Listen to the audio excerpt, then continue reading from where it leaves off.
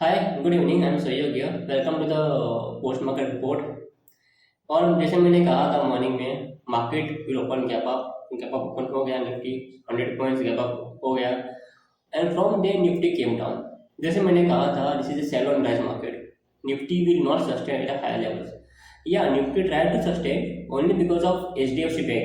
HDFC bank का result बोल रहे कि अच्छा आया है।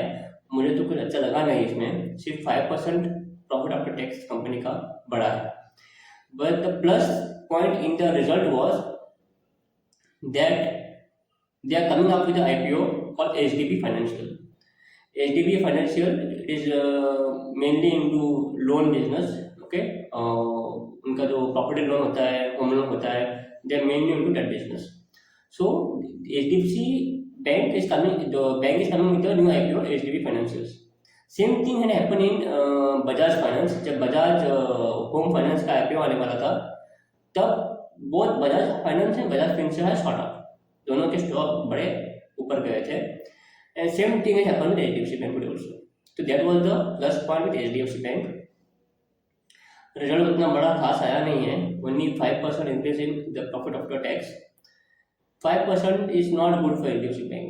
एचडीएफसी बैंक का net profit before merger is to grow up by 30%, 20%।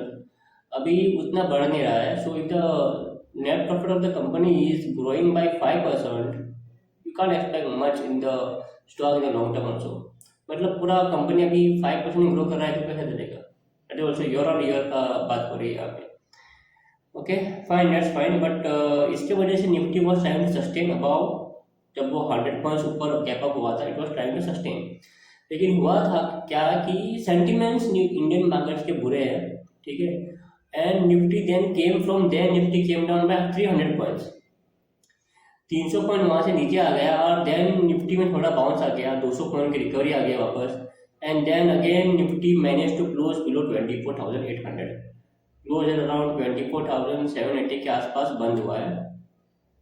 24,800 का कॉल इंटरेस्ट बहुत बढ़ गया है। This is a positive sign for shorters in the market, ठीक है। जिन लोगों ने शॉर्ट किया उनके लिए अच्छी खबर है कि 24,800 का कॉल ऑप्शन इंटरेस्ट बढ़ गया है। जैसे कि मैंने बोला था फ्राइडे को, that I have sold call option of 24,950, 185 पे सेल किया था।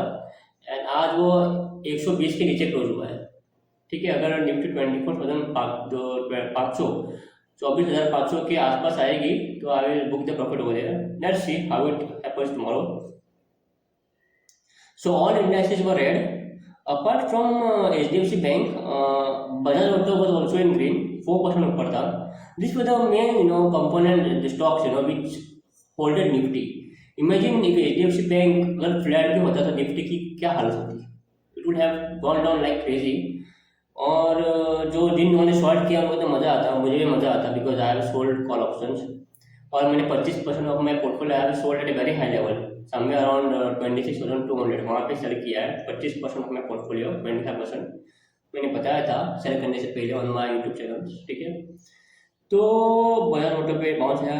टाटा कंज्यूमर का रिजल्ट बहुत खराब आया है, इसकी वजह से it fell down very heavily. Kotak bank का रिजल्ट खराब आया है, इसकी वजह से वो भी नीचे आया है। देन कल बजाज फाइनेंस का रिजल्ट है और परसों बजाज फिनसर्व का है।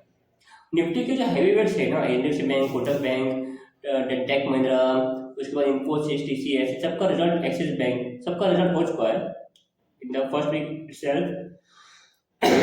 उसके बाद जो कम हैवी वेट्स है उनका रिजल्ट अगले अब कल से हो रहा है। बजाज फाइनेंस का आ रहा है कल और परसों आ रहा है बजाज फिनसर्व का।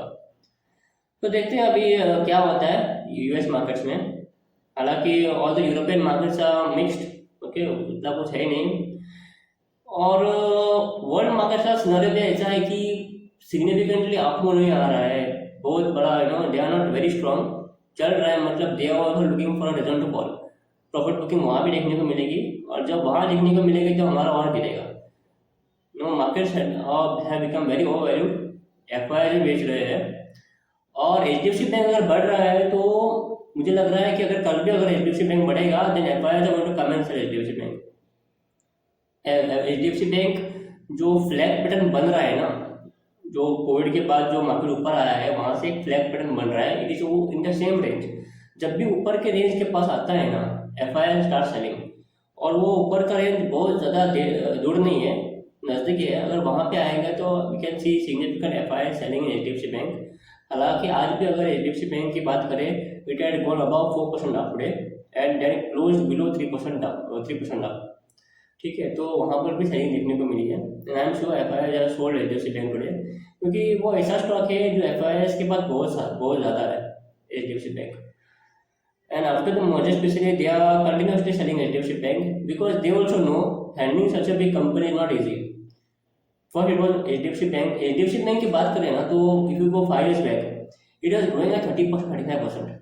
उसके बाद कंपनी और बड़ी हो गई, no. Then the net profit is to grow up like 25%, 20% every year. और अभी उसकी शायद दुगनी हो गई, दुगनी से बड़ी हो गई है after merger with HDFC. And you know, growing such a big company becomes difficult. You can't expect in the future also HDFC Bank को grow up by 25%, 30%. 10%, 12% अगर grow हो रहा है तो बहुत बड़ी बात है। Just like Reliance is growing at 12%, 13% a year. बहुत बड़ा net profit उनका बढ़ नहीं रहा है। So this is the problem with the large cap front end companies. ठीक है, तो इतना ही है पोस्ट मार्केट रिपोर्ट में। इवनिंग में कल मिलते हैं वापस प्री मार्केट रिपोर्ट में, देखते हैं आज यूएस मार्केट में क्या होता है। सी यू टुमारो, ओके, बाय।